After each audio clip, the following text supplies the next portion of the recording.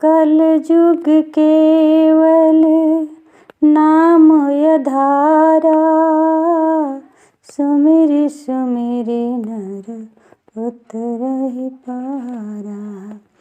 सत्संग जी, प्यार से कहना जी, धन निरंकार जी।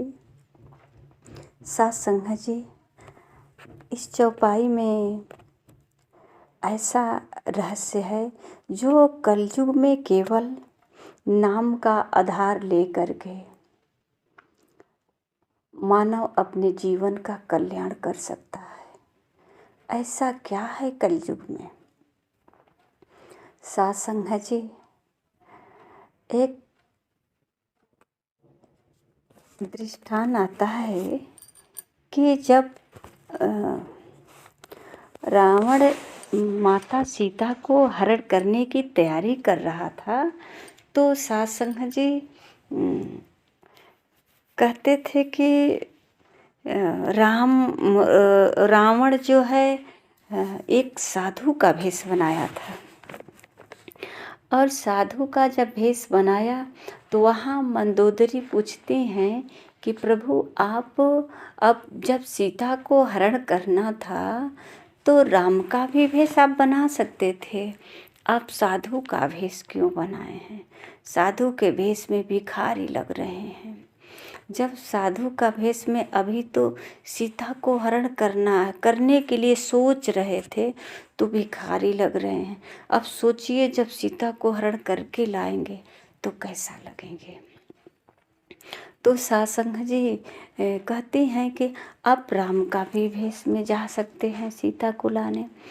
तो रावण ने जवाब दिया कि देखो, जब मैं रावण का भेष बनाता हूँ तो सारी औरतें जो है अपनी माँ बहन नजर आने लगती है, इसीलिए मुझे साधु का भेष बनाना पड़ा। सत्संग जी, केवल रामायण को पढ़ लेना, रामलीला देख लेना, सीता हरण देख लेना ही हमारा लक्ष्य की प्राप्ति नहीं है। इसमें क्या रहस्य है, इसको जान लेना भी हमारा लक्ष्य है। सत्संग जी, जब रावण जो है केवल सोचा कि सीता को हरण कर लाएंगे तो उसे भिखारी बनना पड़ा, भिखारी जैसा भेष बनाया, और सत्संग जी भिखारी का ही सहारा लेकर के सीता को लाया, और कह रहा है कि जब राम का हम भेष धारण करते हैं तो हमें सारी औरतें जो है माँ बहनें नजर आती है। तो सत्संग जी, कल्याण किस में है, किसका भेष धारण करने में कल्याण हमारा है? भिखारी बनना अच्छा है या राम बनना अच्छा है? अगर हमारे नज़रों में सारे जो है माँ बहनें नज़र आती हैं तो अच्छी बात है, और ऐसा कार्य करने से हमको जो है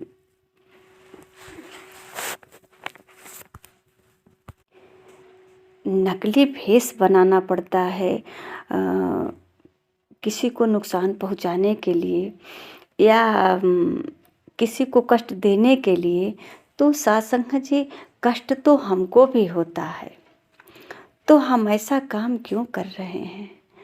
राम का भेष धारण करें, और जब राम के नाम से कहते हैं कलयुग केवल नाम आधारा, लोग सोच रहे हैं कि केवल नाम को, इसी को राम राम राम राम कह करके।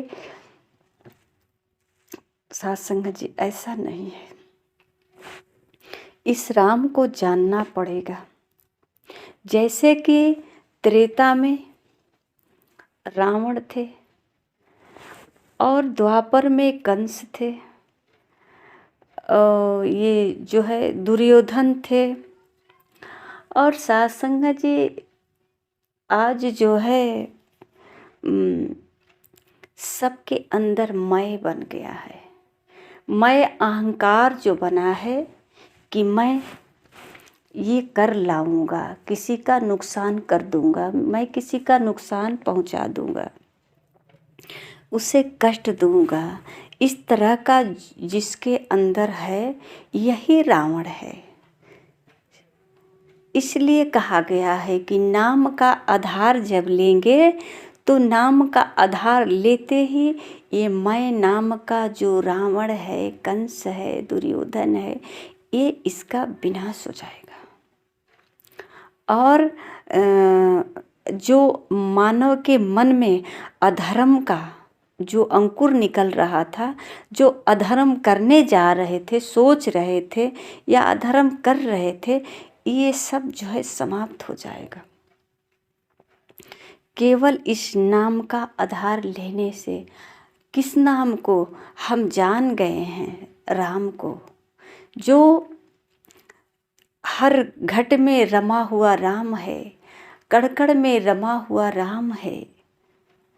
जो राम, जिस राम के आधार से मैं बोल रहा हूँ, चल रहा हूँ, खा रहा हूँ, जो भी हमारे अंदर पावर है, शक्ति है, ये सब राम के आधार से है। इस राम को जान लेंगे, हमारे ही अंदर राम है। वो राम त्रेता का जो मानव रूप में इस धरती पे आए थे, वो कृष्ण जो मानव रूप में धरती पे आए थे, वो भी किसी गुरु के पास गए और गुरु के आधार लेकर के अपने अंदर की शक्ति को, पावर को पहचाना, जाना, अपने अंदर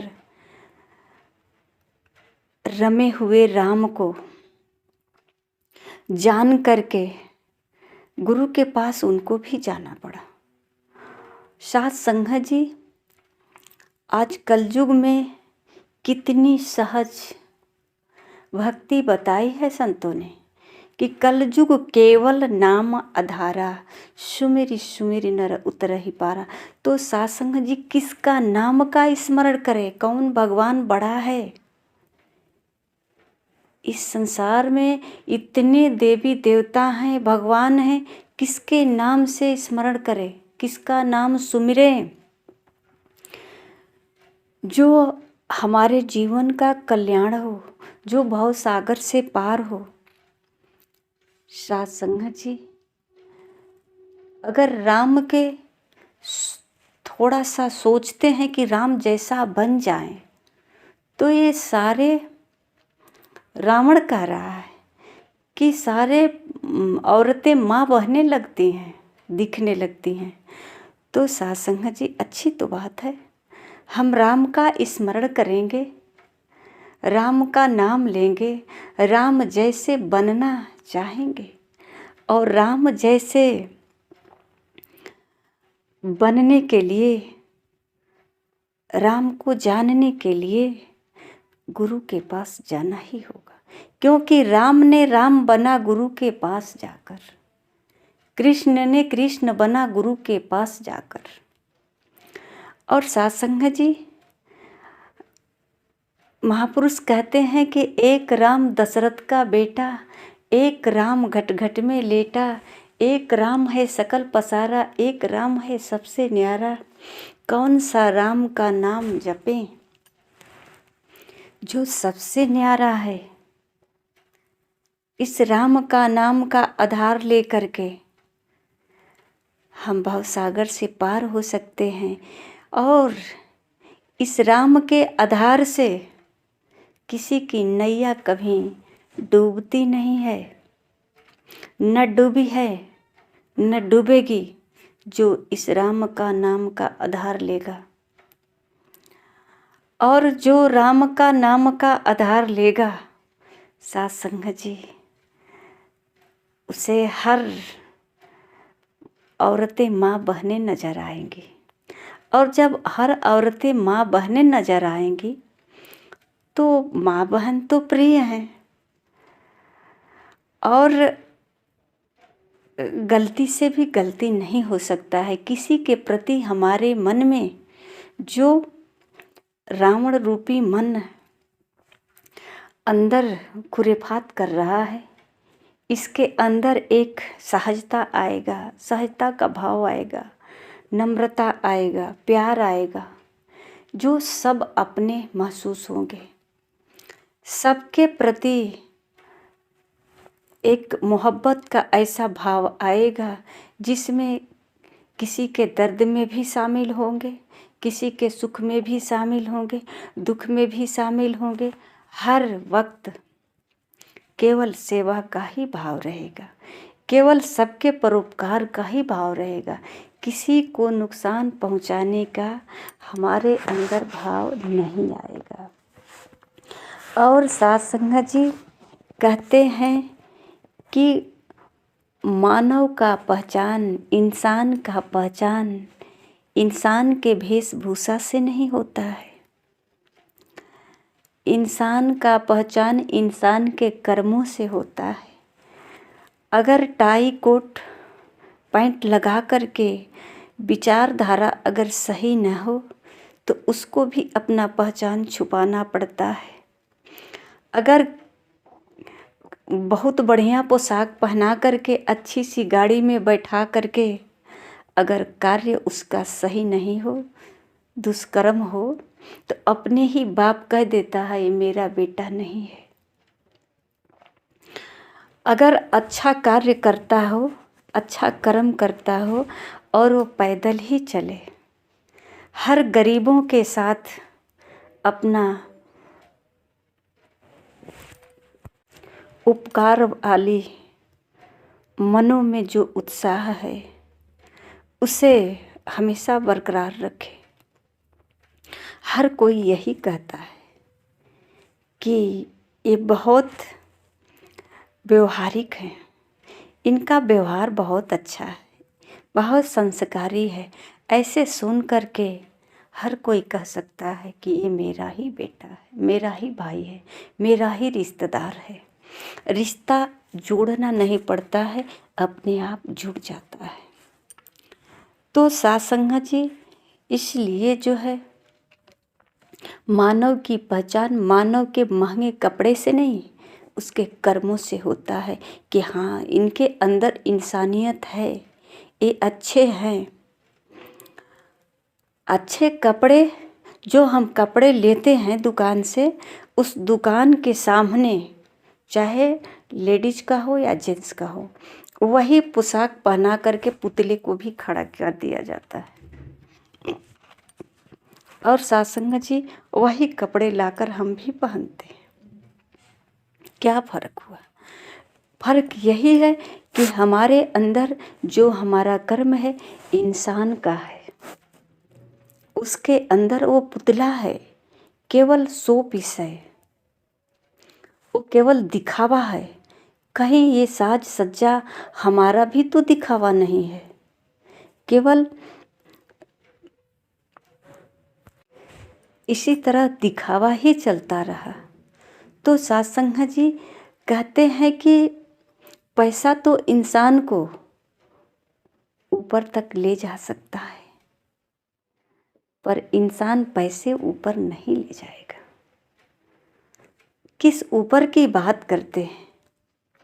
कौन सी ऊपर की बात करते हैं? जो मन बुद्धि से परे है, जो इस शरीर से परे है, वहाँ की बात करते हैं। यहाँ जो है हमारा पैसा रुपया कोई मायने नहीं रखता। यहाँ तो सिर्फ कर्मों की बात होती है, कमाई की बात होती है। साथ संगत जी महापुरुष हमेशा इसीलिए हर युग में मानव को ही सचेत किया है कि जो मानव का चोला होने के बाद भी मानव के अंदर मानवता नहीं है। उदाहरण देते हैं कि जो सिक्के वाले होते हैं वो बारिश में भीग करके आनंद लेते हैं, और जो नोट वाले होते हैं वो वंचित रह जाते हैं। साथ संगत जी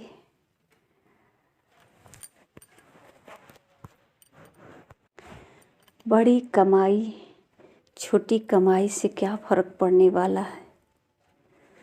फ़र्क तो यहाँ पड़ता है कि कमाई तो हमारी बड़ी है, रकम भी हमारा बड़ा है, पर हमने संसार में जीवन में आनंद तो कुछ भी नहीं लिया।